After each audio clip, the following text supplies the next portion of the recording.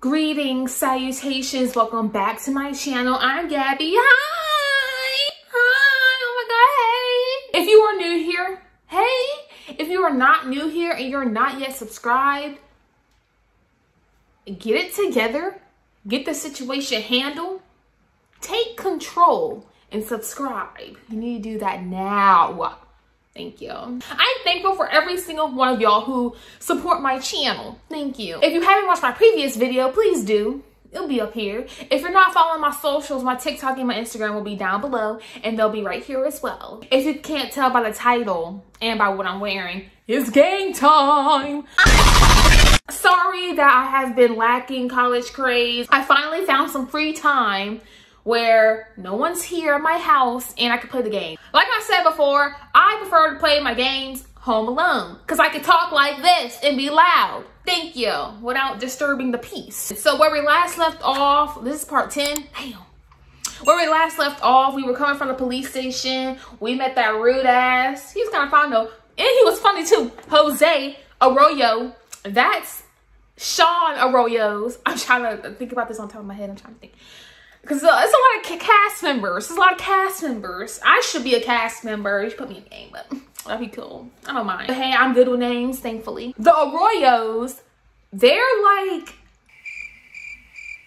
donors. I don't know. They like own the school, basically. I'm just saying they own. That's probably not right, but I'm just saying it because that's basically what it is. They own some of the school, and like Bryce, his people in Montgomery's, they own like half the school. There's like beef between them families, but everything's clicking, everything's adding up, you know. So Jose, what was I gonna say? Jose is Sean's uncle. Sean go to school with us. We haven't really been introduced to Sean other than that little fight scene. Him and Bryce was finna fight in the cafeteria. Ghetto. He's a cop. Not a good one. He needs to be fired. So we just stepped out the police station. We didn't bump into somebody. I don't know, but we better see.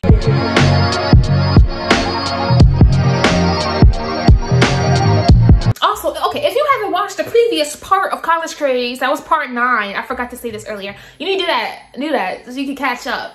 I need to catch up, but yeah.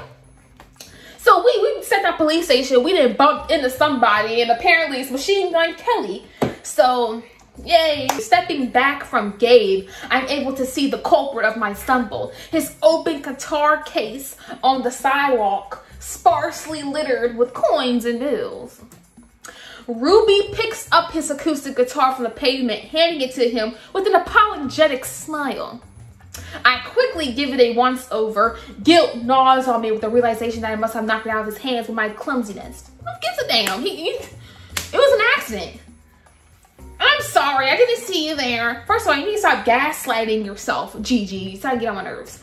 I figured that was the case. Well, how did I do this? I don't know. I'm gonna be changing people's voices. I don't even remember. No. Come on, wait, please. Ruby's confusing outburst makes sense when I see the meter maid beside her car down the block. Oh. Ruby sprints toward the woman who is printing a parking ticket for her car, and soon it's just me and Gabe alone. She has a bad habit of leaving us alone, doesn't she? I bristle at her sudden exit and cast my gaze downward at the stack of handwritten flyers in his guitar case. Save Pink Vibe. Before I can squint to read anymore, his deep voice catches my attention again. So you just taking a stroll around the neighborhood, or were you intentionally trying to cop a feel in public? Nigga, I know I want you. You need to stop. I wasn't trying to cop a feel. It was an accident. Thank you. I'm sorry. No, you're not. So you were just in the neighborhood? Yeah. We just got back from the police. What? Stop. Y'all see saying too much. Police station? Now that sounds like an interesting story. You get arrested for doing something naughty? I'm just effing with you, Gigi. Chill out. He settles on the steps behind him and returns his attention to his guitar, retuning it. I tear my gaze away from Gabe to see Ruby pleading with the meter maid. Judging by the look on her face, it might take a while. Gabe strums idly, the notes warm and dissonant, and he adjusts the silver knobs at the end of the guitar with careful precision. You need something? Yeah, I need to walk away because I don't know why we talking to you. Have you heard from Blair? Were you out last night too? So you play guitar? What's with the flyers? I mean, what's with the flyers? His eyebrows pinch in confusion at the question, but I gestured to the large stack in his guitar case. Oh, right, those. I leaned forward to get a better look at them, noticing the crudely drawn designs and meandering, handwritten script on the copied papers. You made these? Does it matter? Maybe. It looks like you spent a lot of time on them. Well, it doesn't matter. I'm pretty sure the place is going to shut down soon anyways. Okay. How can you be so sure? They hadn't had a show there in so long. The Arroyos stopped booking shows, and then the cafe stopped being open 24 hours. Why would they do something like that? Sounds like it used to be pretty popular. Who knows why that family does half the shit they do. All I know is they all are a bunch of rich pricks. After meeting Jose, I couldn't agree more. Is there anything that would actually keep it open? Besides my stupid posters and petitions, I don't know if I had any power over those rich I'd use it and make them book shows again. Wouldn't hurt to have the cafe open 24 hours again too, but more money, more tips and all that. But I'm just a guy playing guitar for pennies on the corner, so I doubt I'll be able to make any waves. Okay. I don't care. Where's Jay? Where's my boyfriend? So you play guitar. It's pretty obvious he plays guitar, Gigi. That's a dumb question. Were you out last night too? No, going out in Honeywood isn't really my scene anymore. But it sounds like it's your scene. Well, I wouldn't call it my scene. Ruby really wanted to go out last night. I couldn't really say no. I can see that. Surprised my pop me feed wasn't blowing up with selfies. She strikes me as the type to not let a second go by without documenting every second of it. Oh, were you stalking my feed, waiting for me to post? Stalking is a strong word. I can't help it if your stuff shows up on my feed and I happen to see it. Don't get too excited. Sure. Trust me, if I want to see more of you, I make it happen. I'm not the type to hide behind a screen. Okay, we don't care. You're doing too much. Have you heard from Blair? Let's kill the mood. After all that crazy I saw in Blair's room, I wonder if he know anything about it. I'm sure he know why she's not living on campus. I guess I could just bring her up and see how he reacts. So have you heard from Blair? He quirks a brow up at me and I backtrack, trying to sound a little more casual. I mean, I'm just wondering if you heard from her. She's been acting a little weird. Weird? How? Oh, just moody and kind of distant, you know. I don't know if she's been spending more time off campus with you or... You're effing funny, Gigi. What the hell? Huh? I have no intention of getting back into that dumpster fire relationship. Okay, I didn't even ask her. I was asking if you heard from her. Like, I wasn't asking if you was gonna get back together with her. How about you calm your tits, Machine Gun Kelly? Before I snatch some tattoos off your arms. So you're a guitarist? It would appear so. Thank you. Like, bro, it's the guitar right there. That's actually really cool. Blair never mentioned. The mention of her name caused me to swallow the rest of that sentence. They're not together anymore. Bringing her up is beyond awkward, especially with everything that's been happening. I mean, I never knew you played any instruments. Yeah, well, Blair wasn't a fan of the band, so I kept that whole side of my life away from her. Makes sense she wouldn't tell you about it. Without missing a beat, he continues with his strong meandering through the nose core. Okay. You're really good. I can see why she didn't like it. I can see why she didn't like it. Oh, yeah? Yeah, it sounds terrible. I can imagine a whole band playing this song. I knew you and her had to have something in common. He snores, rolling his eyes before he took it as a joke. I was being mean. It wasn't a joke. All right, we're done with this conversation. Thank you. So are you done with the entire... See, okay, bye. We'll be working together. Sue me for wanting to know my coworker. No, that's cute. You want to ask me my favorite color? Next. Y'all, that's funny. If you want me to leave, just say so. I never said that. I just think it's a little unfair you get to ask all the questions. Okay, but the other night when you was interrogating me about this damn job, you were asking all the questions? Well, last time you got to ask all the questions. I should go. It looks like Ruby's waiting for me. He getting weird. Oh, you're no fun. Yeah, bye. Get out of my face. Like, I don't want you, Machine Gun Kelly. I don't want you. This is not going to be no enemies to lovers situation. It's not. I find refuge in Ruby's car and lose a breath once I'm at a safe distance. Before she asks any questions, I school my expression to a neutral one. We drive back to campus in relative silence as the morning's events replay in my mind. Okay. People around me mill about leisurely with their plates of food in hand. Easy smiles, laughter, and joking conversation fills the space. I watch life go on around me, so normal seeming, as I sit alone at a table in the corner. You don't have no other friends? I've never felt so distant from my peers. Bro, girl, join the club. Who cares? You still got the pill bottle you got from Trisha's room? Like, finally having time to actually look at it. And you gonna wait till you in the cafeteria full of people to look at the pill bottle. Finally having time to actually look at it, I turn it over in my hands as the little clicking of hard pills sound out. Reading the label, I have no idea what it's for, but then I use my phone to look up the name. I see it's an anti-psychosis medication.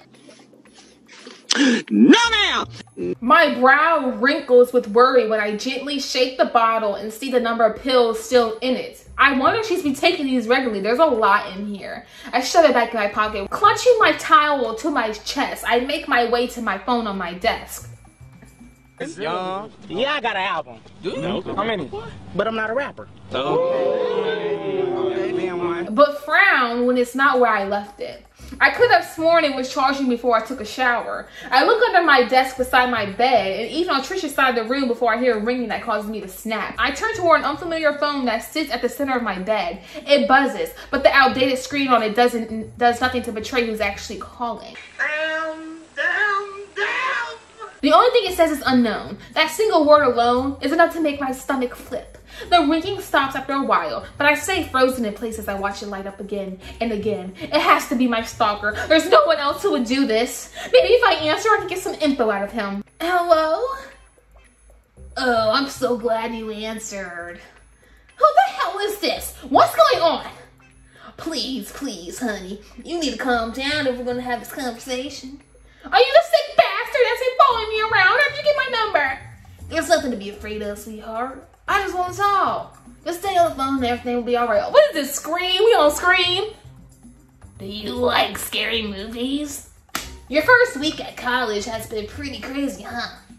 I can't imagine how overwhelming it's been for you. Come to college, all bright and optimistic and ready to take on the world. Only to have the rug pulled out from under you when you're told your scholarship has been taken away. And that's probably where all your problems started. Do you know what those disgusting men were saying about you last night? I had to stand by and watch as their eyes stripped you down and violated you in public. They were like animals, honey. They were predators and they wanted to hurt you. Okay, Edward. It's giving very much Edward from fucking Twilight. You don't know the vile, repulsive things they're thinking. Tears sting my eyes. Fear paralyzes me to the spot. Why are you scared? This is hilarious. I'll be dying laughing. Why is this happening to me? Oh, honey, don't cry. I don't want to hurt you. Those terrible men do, but I don't. They wouldn't do a fraction of the things I do to keep you safe, sweetheart. I'm here to help you and you don't even know it. But it's okay because you know it now. You've had a really rough time so far and I'm here to support you. All you need is a little guidance and you'll just be fine. Who are you? I wish I could tell you, honey. But I think we both know it's best if I stay behind the curtain, so to speak. I'm not delusional. I know it's going to take some time to get used to me being in your life. I don't want you to overwhelm you with too much, so let's not worry about who I am for now, okay? There'll be a time and place for that. You'll learn soon. The best things in life are we're waiting for. Why are you doing this to me?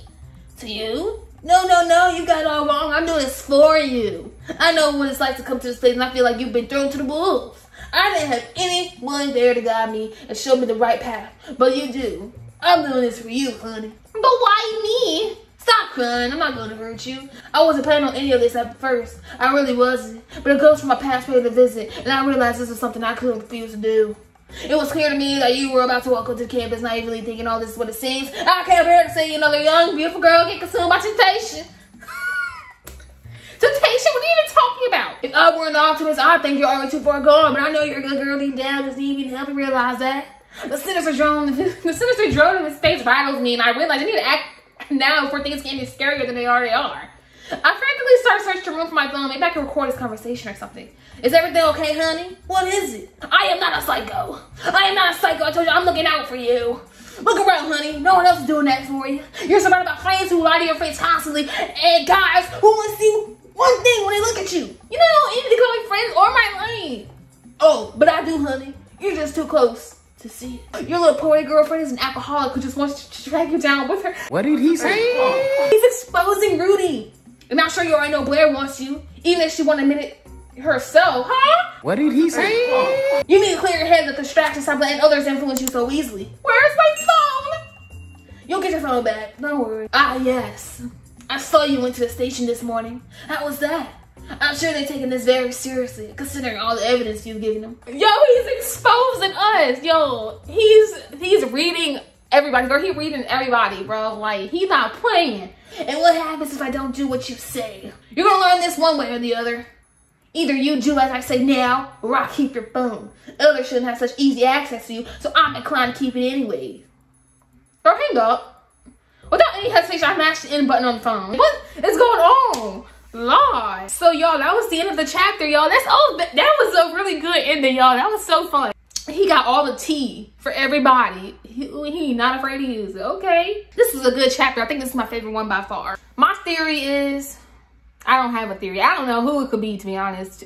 I don't know. It could be Trish, anti-psychosis medication. It could be her. Using a voice modifier to sound like a man. Kudos to Pretty Ink, the creator of this game. Thank you, girl. Like, you're doing good. The story is juicy. It's juicy. Like, I like it. Keep it up. You're doing fantastic. If you're not yet subscribed, please do. Please like, share, comment. Any other suggestions, any content you would like to see from me, please leave them down below. Follow my Instagram and my TikTok. It is in the description box. Bye.